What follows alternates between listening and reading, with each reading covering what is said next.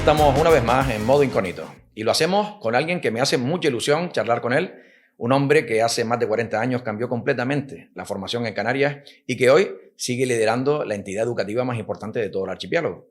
Hablamos lógicamente del presidente del Grupo ICSE, don José Domingo Martín. Bienvenido a modo incógnito. Buenos días. Buenos días. Bien hallado usted. Bueno, le felicito porque ha logrado que yo, que últimamente no doy muchas entrevistas, que usted haya cedido encantado de estar de responder a las preguntas que nos pueda hacer, ¿vale? Yo estoy encantadísimo, sé que es un hombre muy ocupado, que cada vez sale menos en los medios, sí, así que esté por aquí, se lo agradezco. Siempre, la gente se puede cansar tantos años, que llevo ya 46 años al frente de nuestro grupo empresarial, ¿no? Bueno, algunos más, algunos menos conocen ICSE, pero es cierto que el que a menos conocen, al menos a nivel personal, es a José Domingo. Está detrás. Entonces, cuéntame qué recuerdos tienes cuando eras un chaval. Me gusta siempre empezar desde el principio. ¿Qué recuerdos tienes de niño? Bueno, ¿qué inquietudes, etcétera? Vamos a ver, ya queda un poco lejano en el tiempo, ¿no? Hay que recordar.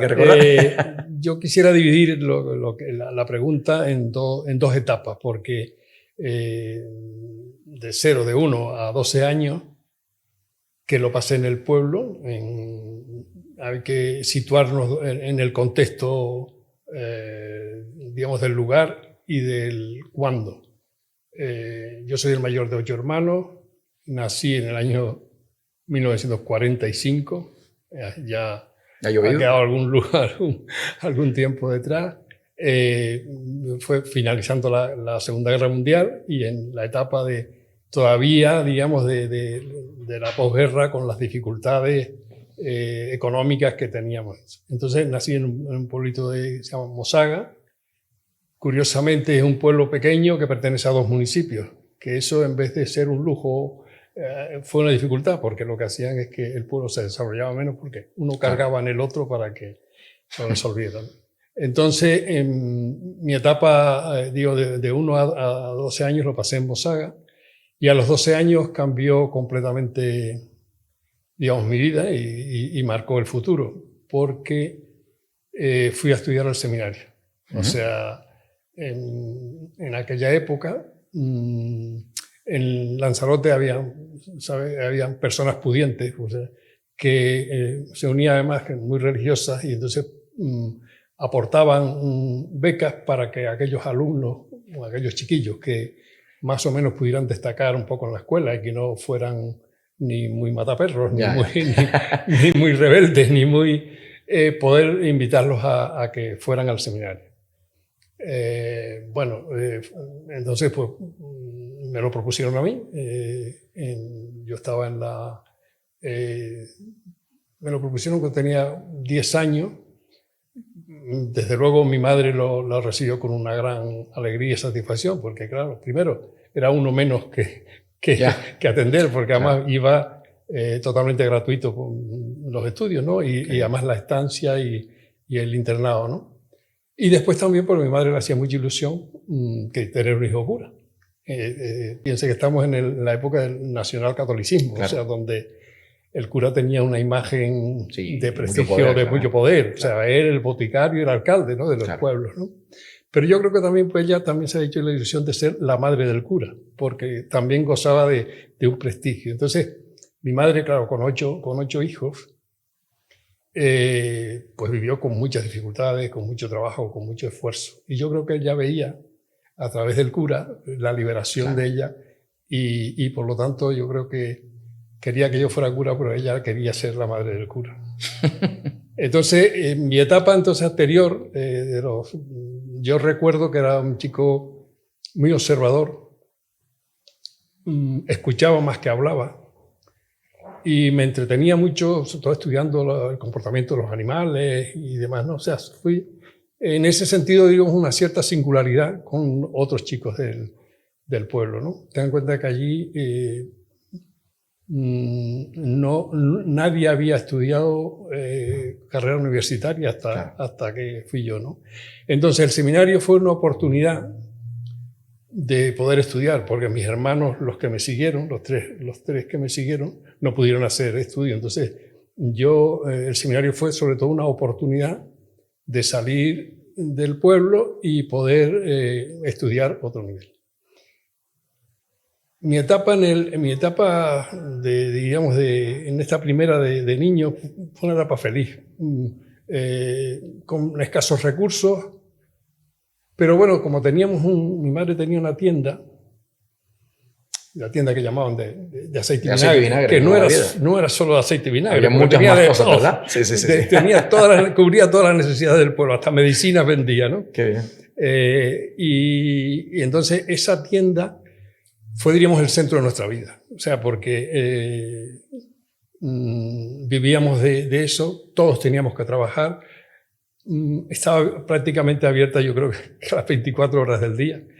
No cerraba ni los sábados ni los domingos. Es decir, y entonces toda la familia aportaba, apoyaba y tenía que trabajar porque teníamos que sacar adelante eso. Teníamos la ventaja de que como era una tienda, pues pasaba mucha gente por allí. La tienda estaba en la carretera donde también teníamos correos y demás, y nos dio un plus, diríamos, de mayor civilización que los que vivían en el pueblo, más contacto con personas que pasaban por allí, interesantes, las escuchábamos y demás, ¿no? Así que yo de esos 12 primeros años, pues lo recuerdo bien. Jugábamos no teníamos juguetes ni bicicletas ni nada de eso, pero bueno, teníamos los caminos que nos pasaban coches y los convertíamos en campos de fútbol o sea, digamos, la creatividad y la imaginación suplía la falta de recursos. Suele pasar la falta de recursos. Exactamente, ¿no? Las dificultades. Y a los 12 años me llevan al seminario. No me fui, me llevaron. Mi madre y mi padre fueron al seminario y el seminario era una casona oscura de vegueta, unos portalones grandes. Digamos, era el concepto de aislarte del mundo, ¿no? Un poco. Sí. El mundo era un enemigo. Y me dejaron allí, y me acuerdo que me dejaron el viernes, y tenía 12 años, ¿eh? Y cuando cerraron, mi madre se marchó, mi padre. Luego vinieron el domingo, el sábado no, el domingo, y me habían dicho que había estado llorando todo ese fin de semana. Porque claro, es que ir pensando bien, niño, 12 años. Yo tengo un hijo de 12 años y me lo imagino. Madre mía. Exactamente, desprenderte de él, además de Lanzarote, que no había una gran comunicación, había los barquitos esos, unos barcos horrorosos que se pasaba fatal. El día que viajaba estaba muerto, perdido, ¿no? Sí. Entonces, pero después mi etapa en el seminario fue feliz los 5 primeros años. O sea, hasta los 17 años, 18 años, que era la parte de humanidades, donde estudiaba mucho latín, griego, pocas matemáticas y pocos fundamentos científicos, pero sí de mucha lectura. Y yo lo pasé bien porque como estudiante era bueno, y entonces pues no me costaba. Y además era buena gente, yo hacía lo que había que hacer y nunca tuve problemas con nadie, ni de disciplina, ni de nada. Pues. Pero sí voy a decir un poco, visto desde hoy, la dureza y la exigencia y la disciplina a lo que estábamos sometidos los chicos de esa edad. Nos levantamos a las 6 de la mañana con una campana horrorosa que sonaba fatal. Te daban media hora para ducharte rápido además.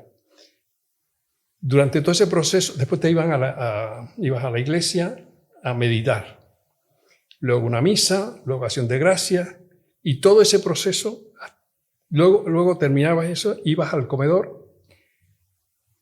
En el comedor no se podía hablar tampoco, es decir, todo ese tiempo, hasta las 9 o 9:30, estábamos en silencio, a pesar de tropezarnos unos con otros y demás, pero en silencio. No se podía hablar. Entonces, mientras desayunaba, por cierto, una situación de comida mala, pues yo después fui al cuartel, que la gente se quejaba mucho de la comida del cuartel. Y era una maravilla, ¿no? Y era una maravilla comparado con lo del seminario, ¿no? Pero bueno, lo soportamos allí bien, ¿no? Y entonces, después del desayuno es cuando teníamos media hora de charla, ¿no? De encuentro. Luego estudio, clases, después había otro descanso, luego ir al comedor en silencio, en fila, otra lectura en el comedor mientras comías, mirabas por los demás, a veces nos echamos a reír y conteníamos la risa. Bueno, no dejan de ser niños, ¿no? Exacto, y luego terminamos de comer y era un periodo obligatorio que tenía que estar en tu habitación, con lo cual yo aprendí ahí digamos, a la siesta. O sea, aprendí en ese tiempo, y la siesta que lo he practicado hasta hoy. Es un dato bueno que me quedó, exacto, sí, que me quedó del seminario, ¿no? Luego ya a los 18 años, a cumplir los 17, 18 años, en fin, entendí que aquello era duro para mí, que ya, digamos, el mundo se me venía encima, el amor, las mujeres, las ilusiones, la libertad, porque claro, no podíamos no íbamos ni al cine, ni a nada. Claro. Y entonces ya tomé la decisión de marcharme. Pero claro, mi madre quería que yo fuera cura. Entonces yo fui temporalmente a mi casa con la idea de quedarme ya fuera. Pero curiosamente el panorama de mi casa era muy fastidiado porque mi padre estaba enfermo del pulmón. Niños pequeños, un drama. Y mi madre empeñada en que fuera cura, porque además era la idea de lo está pasando fatal, pero algún día... Con eso... Exacto. Y entonces volví al seminario, hablé con el rector, digo, mira, yo lo he pensado mejor, tengo vocación, voy a seguir. Pero ya cuando por no darle un disgusto más a tu madre. Exactamente, época, pero ya después lo que hice fue que en el seminario estaba, pero con la decisión, yo había tomado una decisión, aunque no la había ejecutado, que era salir, ¿no? Entonces recuerdo que hablé con el rector, me apreciaban bastante el rector, porque no les causaba problemas, ¿no? Y entonces ya preparamos el marcharme, incluso me mandó una carta, porque era ya final de filosofía, una carta para mi madre, porque yo marché directamente de la universidad, me convalidaron los estudios y fui directamente a la universidad, desde el seminario a la universidad. Con lo cual, le mandé una carta diciendo que yo, que era un chico con mucha capacidad, que podía seguir sin decirle nada de cura ni de no. Claro, sí. Pero ya entonces fui a la universidad y cuando llegué a Lanzarote, yo ya era un universitario. Vale. Entonces, mi madre ya en fin, no le sentó tan mal, ¿no? Tan mal, porque bueno, también es que el rol de universitario allí, que no había ninguno, claro, ya también era un estatus importante. Claro, además yo había salido porque era muy inteligente. Bueno, y dices que eras buen estudiante, comentabas ahora. Sí. ¿Y fuiste a la universidad a estudiar qué? Estudié psicología. ¿Psicología? Sí. Bueno, no, vamos a ver, un poco la historia. Yo como estudiante, siempre fui un buen estudiante, perdona la inmodestia. Pero, no, hombre, quien lo es, que lo es. Hoy diríamos que son chicos de altas capacidades, ¿no? Sí. Porque bueno, fui a la escuela me dejaron ir a la escuela a los 5 años, la escuela era una escuela mixta, que estaba de 6 a 14 años, y me pusieron con los chicos de 6 años, aprendí a leer sin problema, a los 8 o 9 años ya había pasado todos los niveles de la escuela, estaba con las chicas de 14 años, que era cuando terminaban, que era el último nivel. Sí. Y digo chicas porque los chicos no llegaban. No sabían ni. Bueno, hoy en día siguen siendo más inteligentes que nosotros, eso seguro. Por eso estaba con las chicas esas. Y entonces mi madre, con buen criterio, como la escuela ya no me aportaba nada, pues estaba en el nivel, me apuntó a una escuela de San Bartolomé, que es a 3 kilómetros, y yo iba todas las tardes, o casi todas las tardes, caminando. Caminando todo el día. Pero bueno, si pasaba algún camión te cogían, aunque tú aquellos te llevaban y tal. Y yo allí era porque había un grupo que estaban preparando para ingreso de instituto y demás, ¿no? Y entonces eso hizo que yo no me parara en el tema de la formación, y ya a los 12 años pues ya fui al seminario, que también fui al seminario y tuve también una etapa... Claro, fue fácil el seminario porque las exigencias básicas del seminario eran el estudio y la disciplina. Yo cumplía con las dos y realmente lo pasé bien, con notas brillantes, siempre era el número 1, número 2, siempre. ¿Y por qué psicología? Clase. ¿Por qué psicología? Ese es el tema. Porque es un cambio cambio importante. Pues mira, yo creo que no hay un solo factor que lo explique. Creo que, siguiendo con el tema del seminario, el seminario también nos enseñaban a conducir a la gente, a ayudar a mejorar la vida de la gente desde el punto de vista espiritual o desde el punto de vista pero religioso, pero era pensar en la gente, trabajar con las personas, ¿sabes? También en el seminario, en la etapa de filosofía, estudiar algo de psicología, y yo tenía claro ahí que yo tenía que trabajar con personas. No me interesaba otro tipo de eso. Sí pensé en hacer medicina, psiquiatría, pero era imposible porque no tenía una base matemática ni científica. Y claro, como tenía que estudiar por becas, pues lógicamente hice psicología. Eso fue un dato importante. O sea, incluso sí, muchos compañeros seminaristas que salieron también se orientaron mucho por psicología. Sí. Luego te da un fondo ahí, sobre todo de preocupación por la persona, de ponerte en lugar de las personas, etcétera, ¿no? Y eso. En segundo lugar, por mi manera de ser y de actuar, en mi comportamiento, yo decía que era observador de las personas, curioso. Sí. Saber cómo la gente, por qué lo hacía, porque una misma cosa, unos reaccionaban de una forma y otros otra. O sea, siempre tenía esa curiosidad por la gente, por las personas. ¿Y qué año era ese, más o menos, cuando ya estabas ahí terminando la carrera? 67. 67. Sí. Y luego también hay otro dato también inherente a mí, que es, yo siempre me apuntaba a la innovación, a lo último, al futuro, a lo nuevo. Y la carrera de psicología empezó justamente cuando yo empecé primero de comunes en La Laguna, o sea que era una carrera nueva. El hecho de la novedad también... ¿Eso te llamó la atención? Sí, me llamó bastante la atención y sentí que era eso lo que, no tuve duda que era eso lo que yo quería estudiar, para lo que me sentía preparado y porque cualquier otra alternativa no me valía, ¿no? Y luego en la universidad también tuve la universidad. Bueno, tuve el primer y único suspenso de mi vida lo tuve en el primer trimestre de la universidad cuando entré.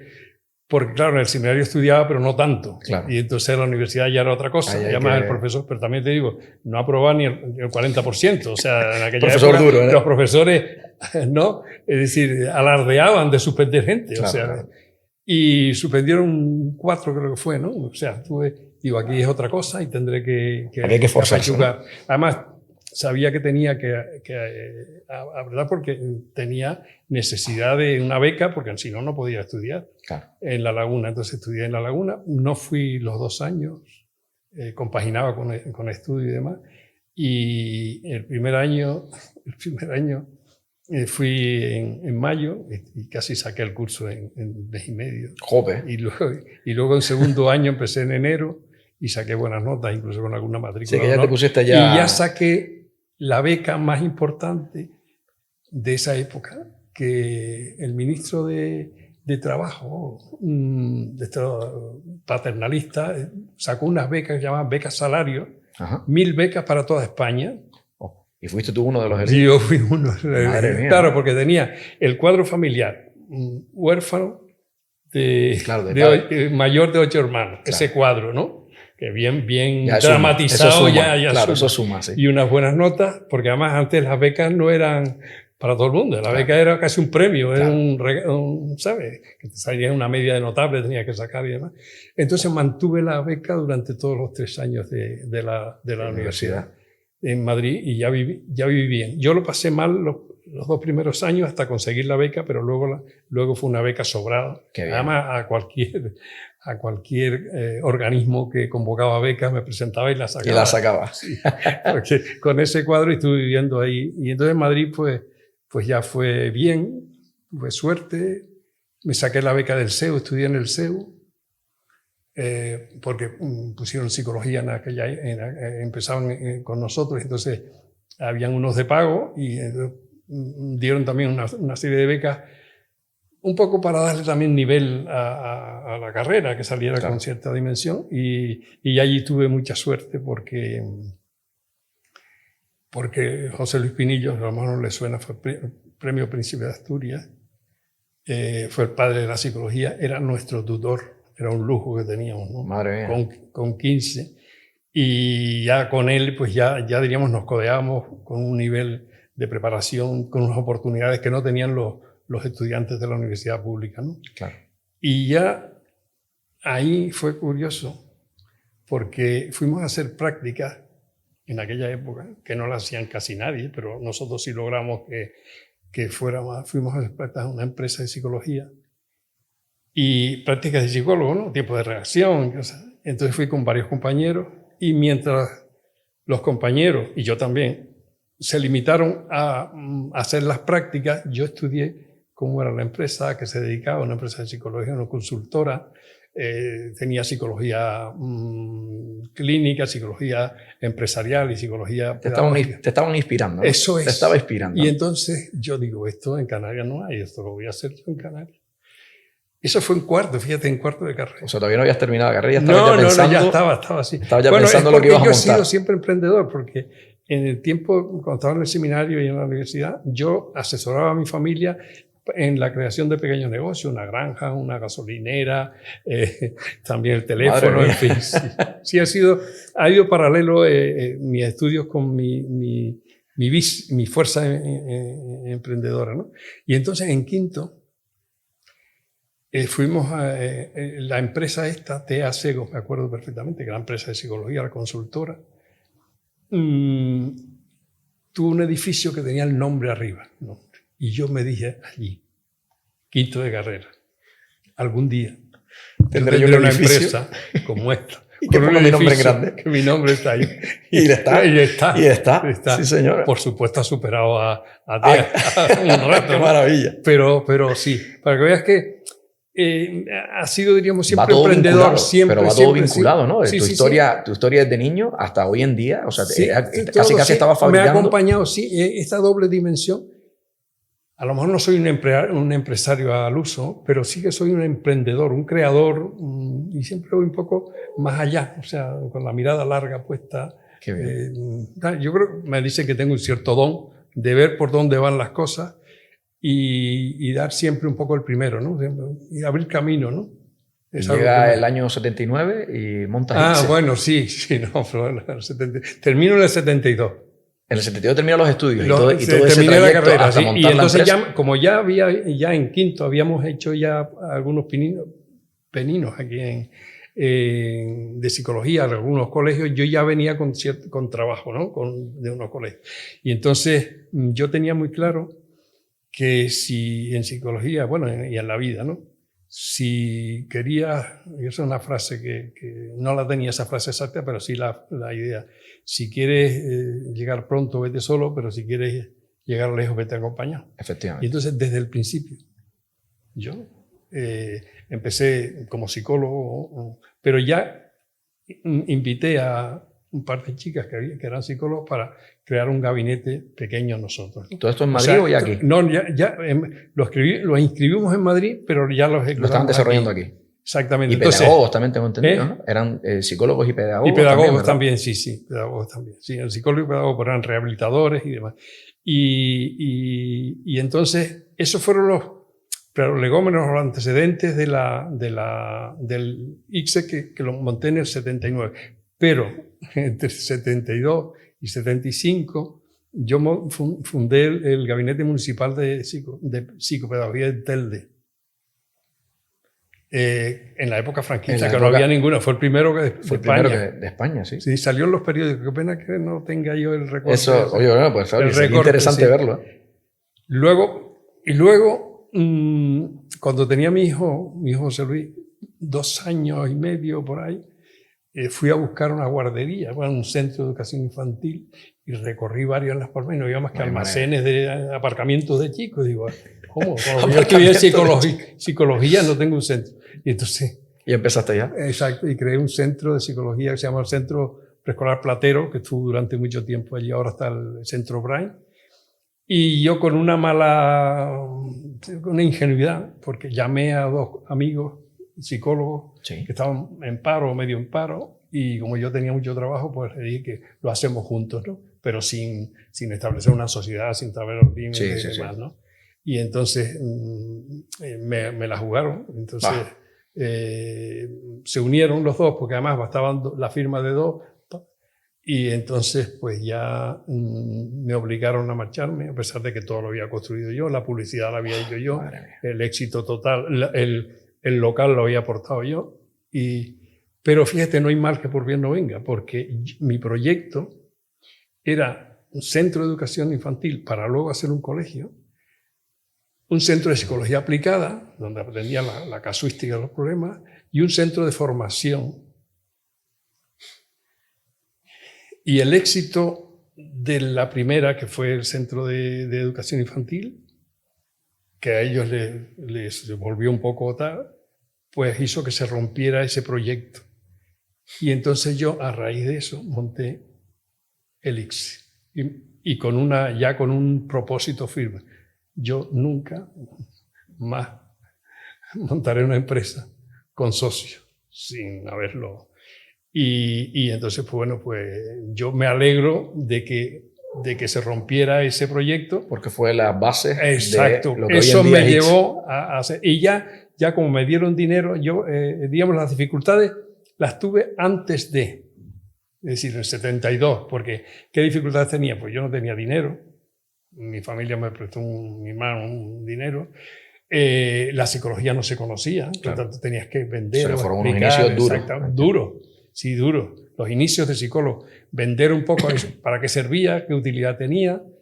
Tampoco había profesionales para formar a los profesores, que era la intención nuestra, porque nos dimos cuenta, yo me di cuenta que la mayoría de los problemas de los chicos que venían a la consulta eran problemas de aprendizaje o de conducta, y era por falta de formación o de trato adecuado con los chicos. Entonces digo, formando a los profesores y formando a los padres, mejorarán los chicos, ¿no? Y eso fue lo que nos llevó a montar el centro de formación, que con el tiempo se hipertrofió y la formación se comió la otra idea de psicología aplicada. Sí, luego ya el negocio fue caminando en base al éxito que ibas teniendo, ¿no? Claro. Sí.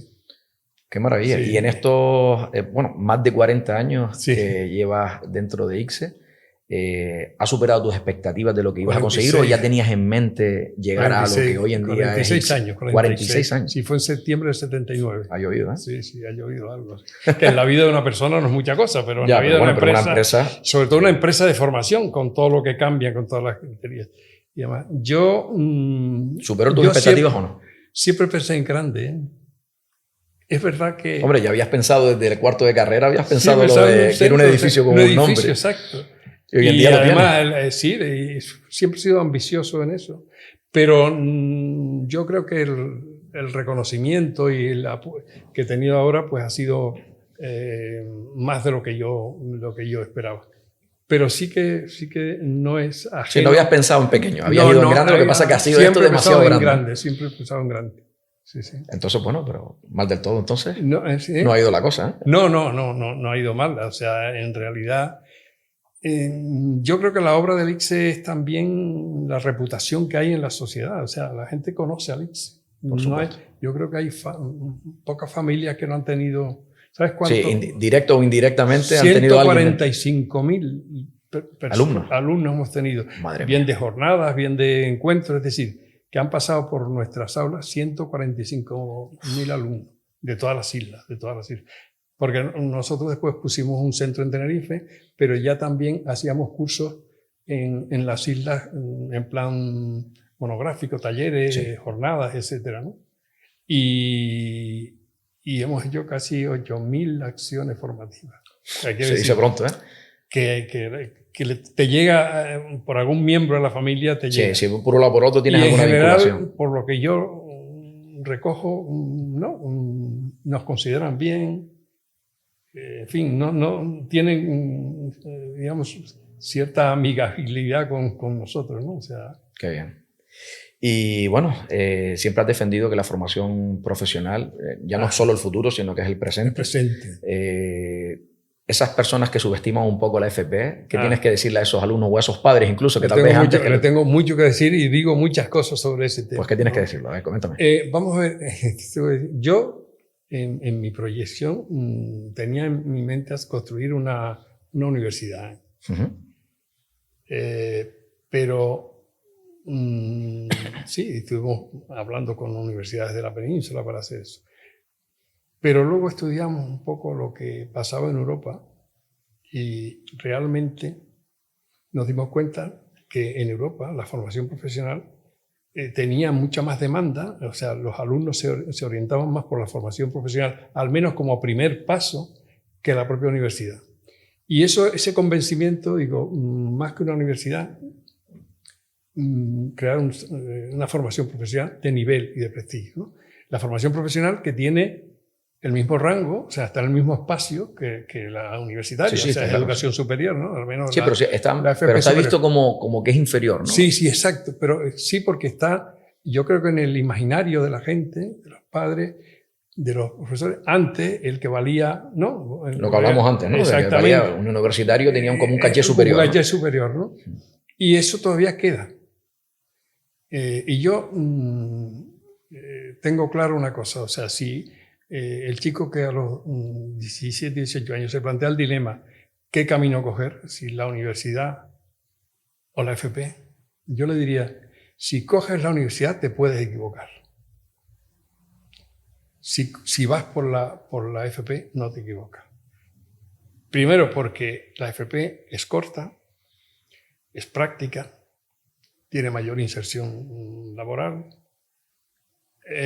hay mucho menos abandono. Sin embargo, en la universidad, simplemente el primer año, 1 de cada 4 alumnos abandona. Quiere decir que eso es equivocar al elegir la universidad. Porque la universidad, la FP, no cierra ningún camino. El que quiere para conseguir un trabajo, pues tiene la posibilidad de conseguir un trabajo. Pero si luego quieren seguir, como les reconocen los créditos que tú has estudiado en la FP, y además vas ya con un enfoque práctico de conocimiento de la realidad, porque la FP, sobre todo la FP dual ahora, ¿no? que parte del aprendizaje es en la empresa tiene ya un protagonismo en la propia acción formativa, no solo que haga práctica, sino que ya exacto, contribuye a la formación, exactamente, ¿no? Entonces eso ya te da una solidez. Y cuando estudias la universidad, vas primero con una madurez mayor, con un conocimiento de la realidad, sabiendo lo que quiere y construyes sobre esa realidad la formación que necesitas para atender a esa universidad. Cuando vas directamente a la universidad, no existe eso, es muy teórica, suele ser más teórica, la conexión con la realidad es mucho más tarde y es posible, y eso pasa, que, ya digo, y los que finalizan la universidad es en torno al 50% de los que muchos de ellos entiendo que terminan en FP. Eso es, lo hacen después. Claro. Lo cual es un camino inverso. Correcto, con lo que eso conlleva. Por eso digo que yo, y lo digo honestamente, o sea, nosotros, lo que estamos haciendo nosotros, que es vender, más nosotros desde el principio siempre hemos vendido un itinerario, ¿no? FP más grado, lo vendemos, bien inglés o bien español, o sea que son dos alternativas muy, muy, muy valiosas.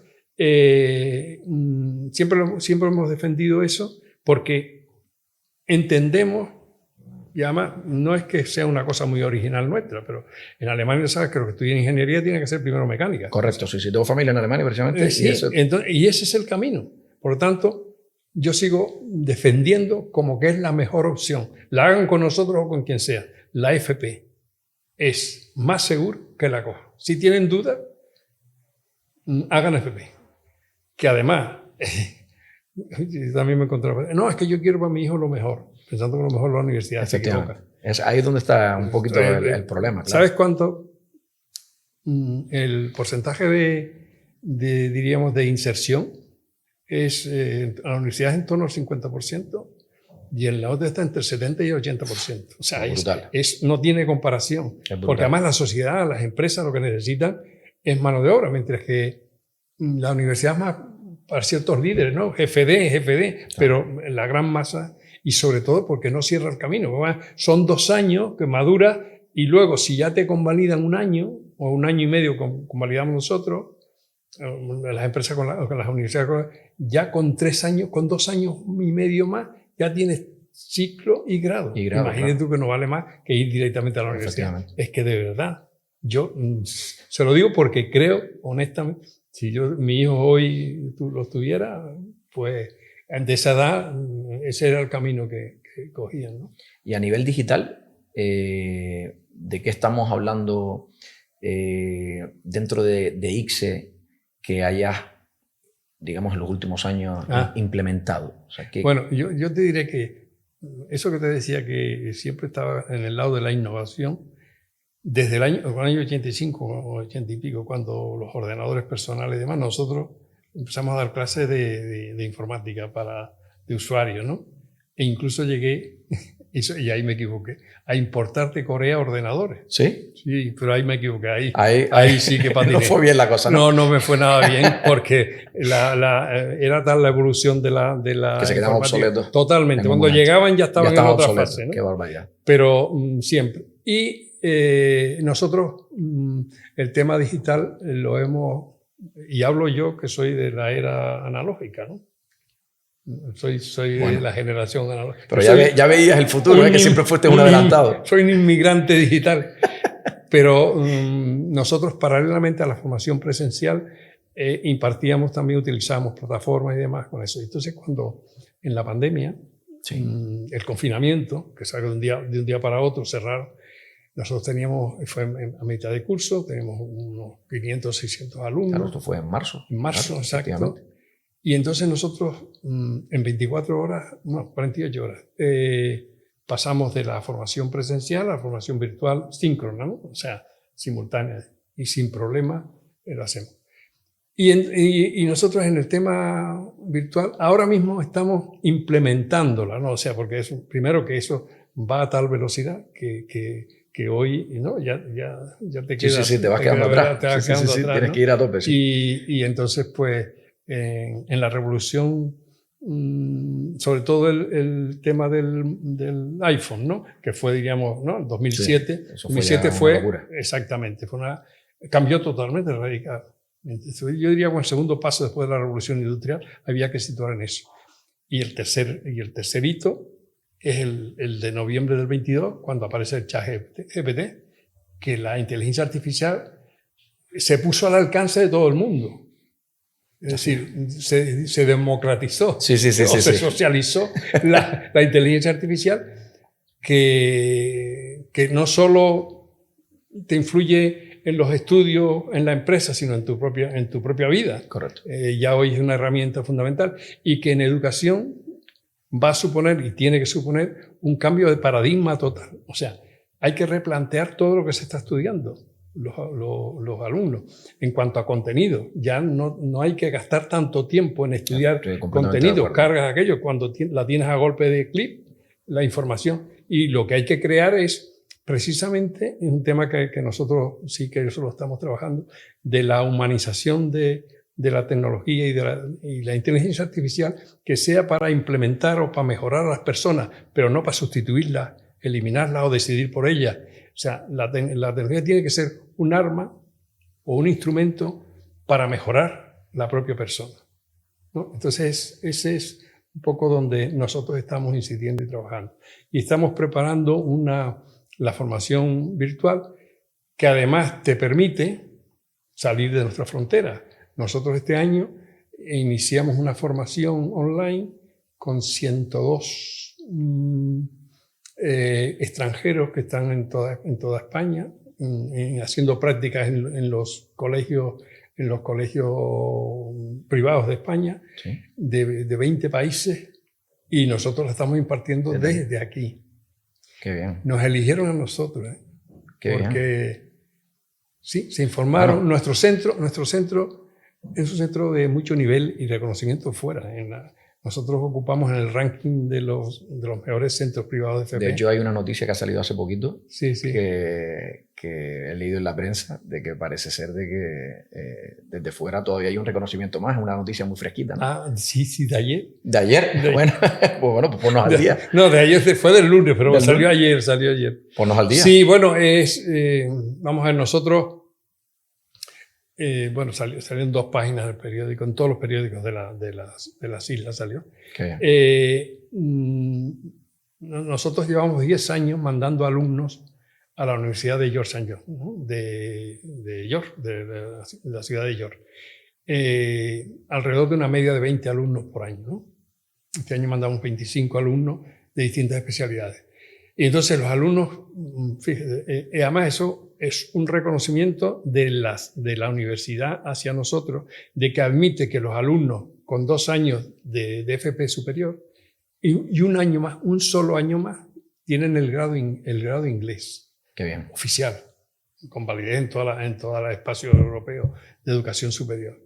Y entonces estuvieron aquí la semana pasada, el lunes pasado, y con una propuesta en base al reconocimiento, diríamos, de esa calidad formativa que damos, de ese nivel de preparación, como una entidad que forma realmente a la gente,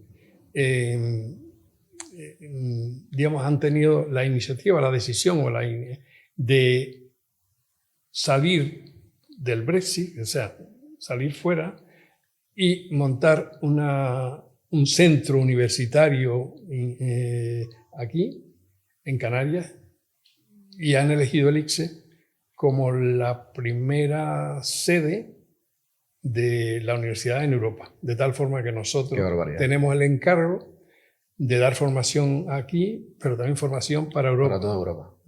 Eso yo creo que es un dato importante, porque no es que yo lo diga, es que además en el periódico lo dicen expresamente, que le merece la seriedad. También estuvieron ellos hablando con los alumnos, también con el equipo de profesores.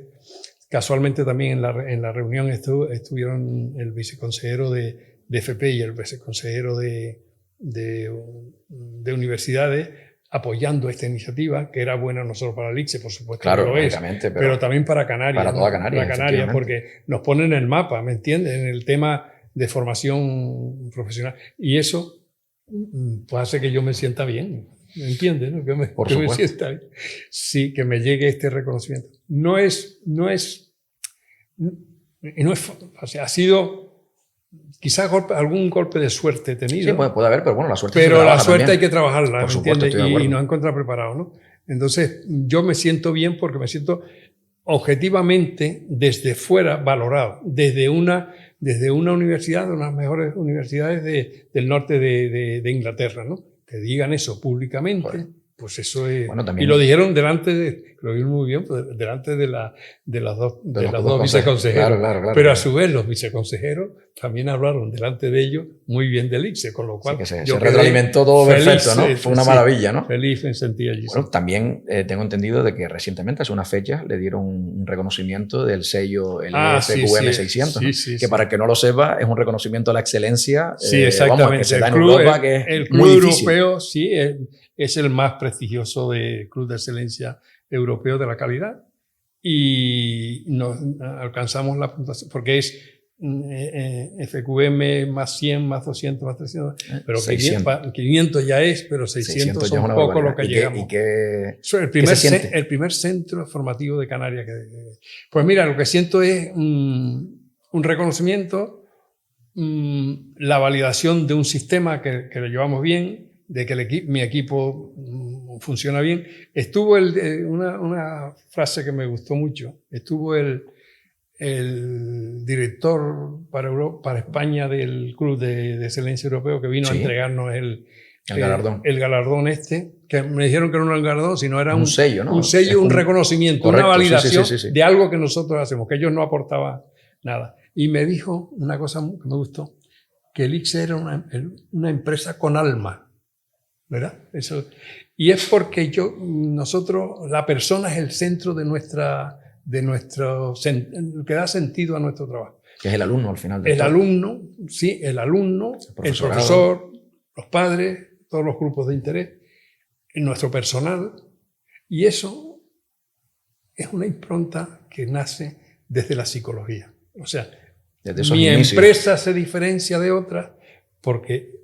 Tiene la base de psicología que en su momento lo soñaste. Exacto, que fue lo que y que en psicología lo que trata es de modificar la vida de la gente, mejorar la vida de la gente, transformar a la sociedad, dar oportunidades de cambio. Entonces, eso fue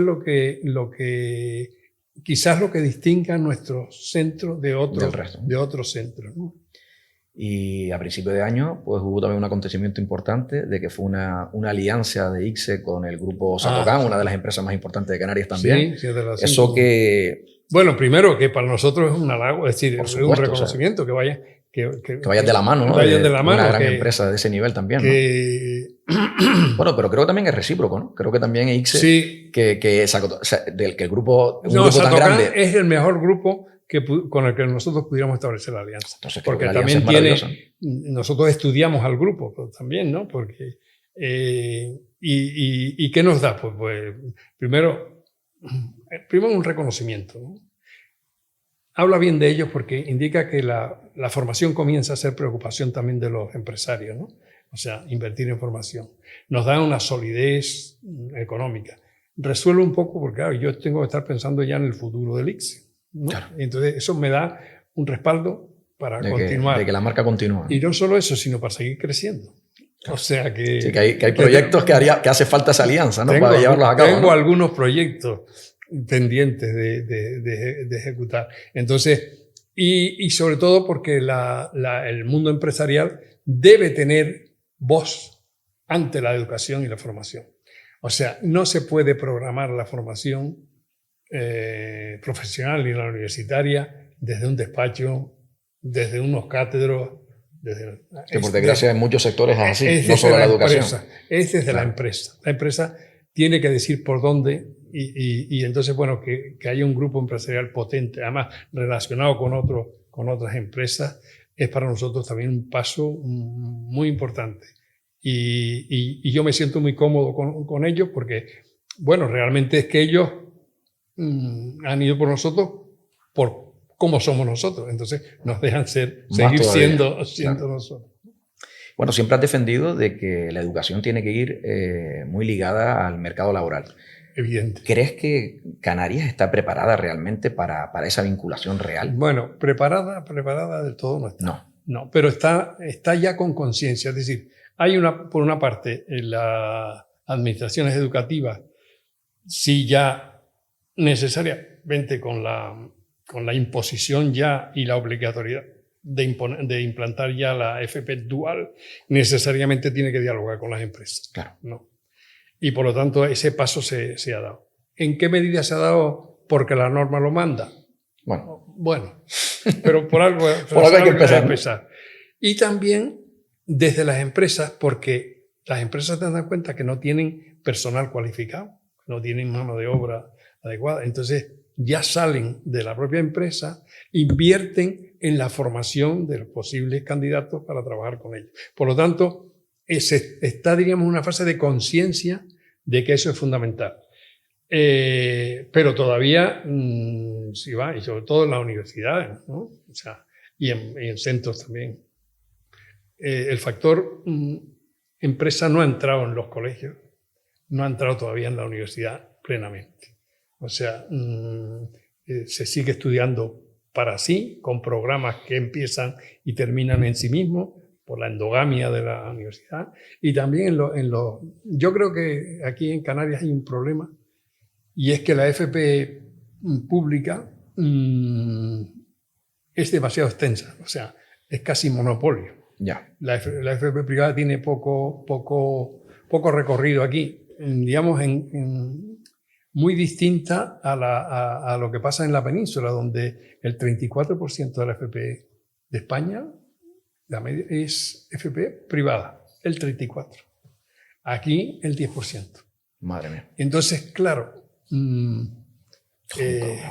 Brutal, por eso yo creo brutal. Si por algún lado había que crecer, era por la FP privada, porque la FP privada lo llevan empresarios también. Y saben las necesidades que tienen. Eso es el lenguaje, entienden más el lenguaje. Exacto. Que no la educación. Y yo creo también, por otra parte, y esto me perdonen los que mandan aquí en educación, la FP superior, o sea, los grados superiores de FP, deberían estar en un centro distinto de donde los chicos estudiaron la ESO. Claro. Porque si no, ¿cómo vendes tú o qué reputación le puedes dar si el chico hace la FP superior donde mismo hizo la ESO? Claro. ¿Sabes? Es decir, no se eleva, o sea, no es una educación superior, es una educación secundaria. Por tanto, creo que es un tema que tiene que planteárselo la comunidad canaria, de que realmente crear centros integrados dedicados a la formación profesional como algo diferente, para que el chico incluso salga de su entorno inmediato, que no con los mismos amigos, claro, el mismo pueblo, en fin, eso sí, que falta abrir horizontes, etcétera, ¿no? Es lo que yo creo que en ese sentido tiene que caminar un poco más, abrirse más a la empresa y yo diría especializarse más la FP, donde los chicos estén no conviviendo con chicos de 12 y 13 años, gente de 20, sino... Sí, que tengan su propio espacio. Exactamente, y que salgan del pueblo, que salgan de la casa, que salgan, que se encuentren con otros amigos. Que se encuentren con la vida. Con la vida, exactamente, con la vida, sí, abierta, demás, ¿no? Qué bien. Bueno, y después de 46 años que me decías antes, formando a profesionales, ¿qué te ha enseñado a ti este camino? Es verdad, yo enseñando a los demás, ¿qué he aprendido yo? Mucho. Bueno, primero he aprendido el valor de la educación, el valor transformador de la educación. Yo si fuera, o le diría a los políticos, traten de dar una formación de mucho nivel a un pueblo y ese pueblo coge camino. Es decir, la formación transforma. Le estamos pidiendo mucho a los políticos. Ya, pero bueno, quiere decir que para mí sería la consejería más importante. Sí, por supuesto. Sí. Es verdad que un país con educación es lo que hace que más crezca con mucha evidentemente, diferencia. Si tú ves los países, por Singapur, o sea, lo que hicieron fue una explosión, un nivelazo de la formación y ya después, ¿sabes? Porque la gente formada se organiza. Si hacen falta un puesto, son más creativos, son... No, emprendedores. A lo mejor no interesa que estemos formados. Bueno, eso yo. Ahí ya, bueno, lo dejamos ahí en el aire. Lo dejamos ahí en el aire. Pero realmente un pueblo formado, como el agua, coge camino. O sea, estoy completamente de acuerdo. Por tanto, centren el tema en la inversión, sobre todo de futuro, porque la formación no hemos hablado de futuro, pero la educación es una educación para el futuro. Un futuro que ni siquiera sabemos ni imaginamos cómo va a salir. Exacto. Va a ser inimaginable por dónde va a caminar. Entonces, tenemos que preparar para el futuro. Entonces, hay que crear pues, mentes abiertas, mentes críticas, mentes proactivas, ¿sabes? O sea, y eso es lo que el convencimiento de que la formación es la clave del progreso individual y colectivo de una población. Y luego, pues sí, también he aprendido, bueno, digamos, a recibir una satisfacción profunda. A lo mejor hay gente que no llega a tener esa, pero que tú veas que has ayudado a mejorar la vida de una persona, que le has cambiado la vida, que le has dado una oportunidad de crecimiento, de mejora, de encontrarse a sí mismo, de formarse con madurez. Y eso te llega. Llevo tantos años y entonces, ¿sabes? Te produce una enorme satisfacción y a su vez una gratitud. ¿Por qué? Porque yo he tenido la oportunidad, el lujo de poder hacer algo que me gusta.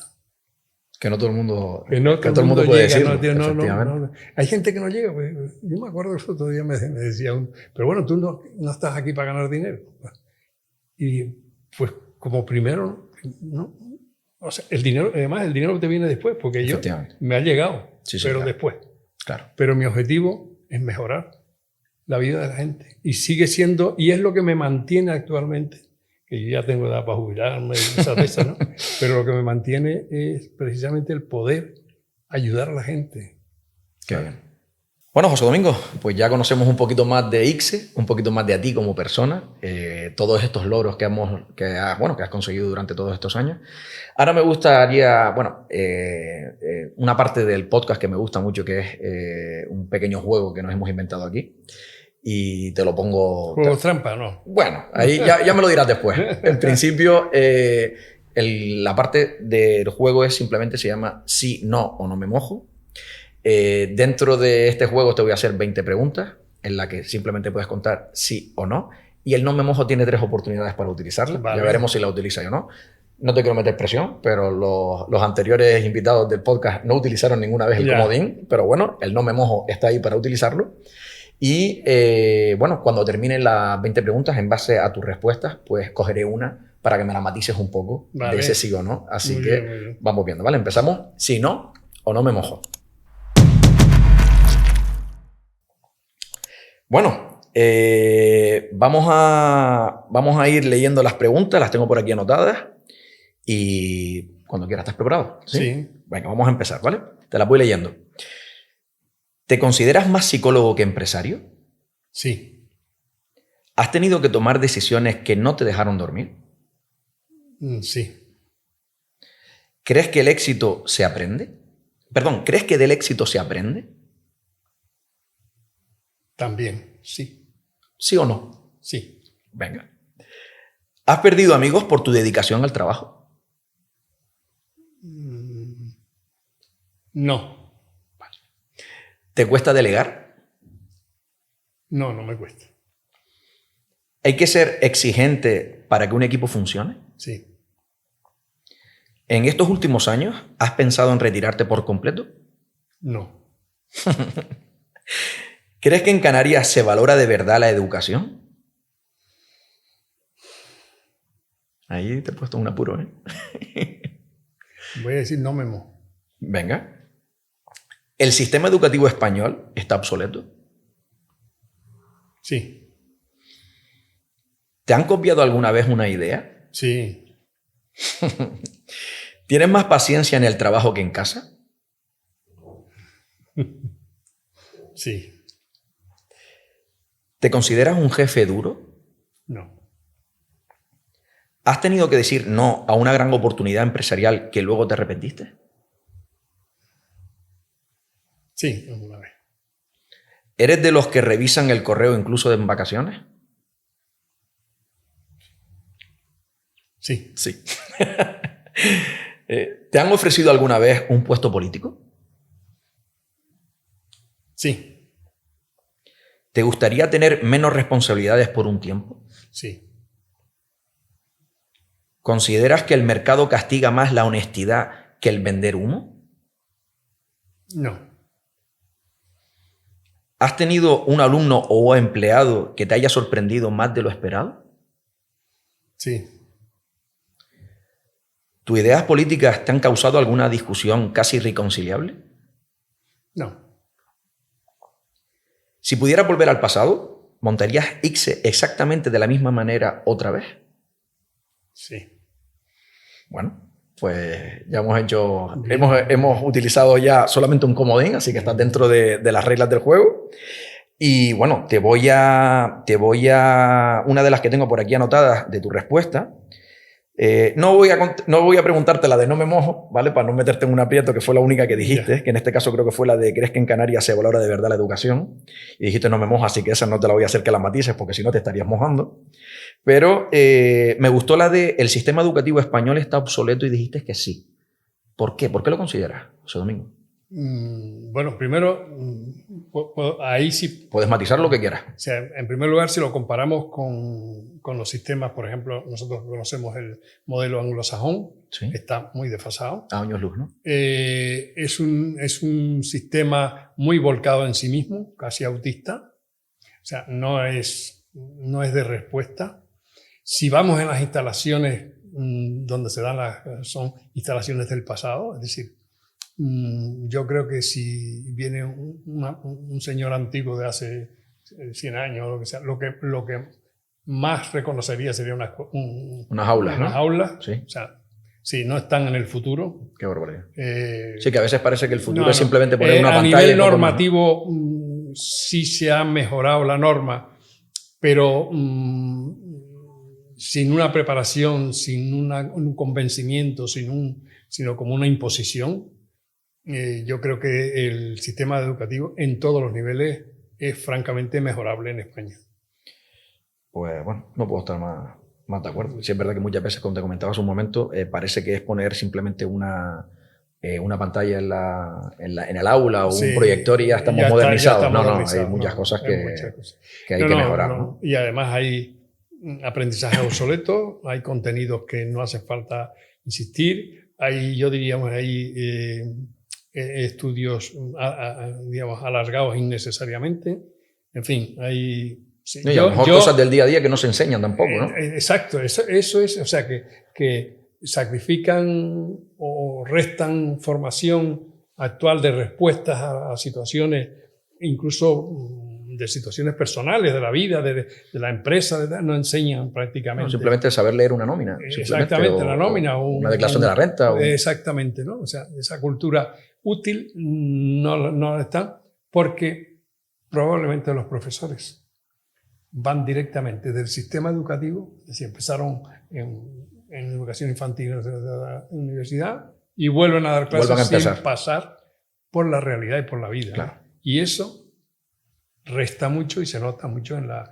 De hecho, los informes PISA, siempre salimos, y Canarias bajito, y España en general, y es sobre todo en aquellos temas que supongan una respuesta ante situaciones y ante problemas, porque aquí la formación se basa mucho en contenido y no en resolución de casos, problemas y demás, ¿no? O sea, y entonces yo es que lo comparo con el modelo anglosajón. Nosotros estamos imponiendo en nuestro sistema el sistema anglosajón, vamos, basado en la metodología anglosajona, porque nos va muy bien y porque entendemos que es lo que mejor prepara para la realidad, para la vida, para el futuro.